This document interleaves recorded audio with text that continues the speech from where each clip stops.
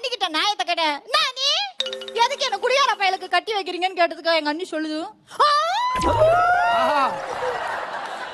உங்க அண்ணன் மட்டும் ஒழுக்கமா சனிக்கிழமையான சாக்கடையில நாய் மைக்க ஈ மைக்க கடப்பாண்டியாவன் 10 பேரை வச்சு நான் தூக்கிட்டு வீட்டுக்கு வரணும்.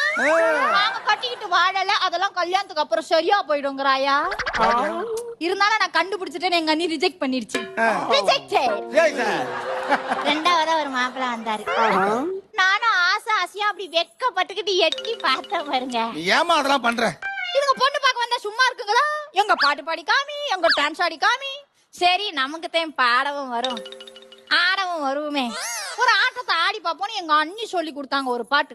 ராஜாவின் பார்வை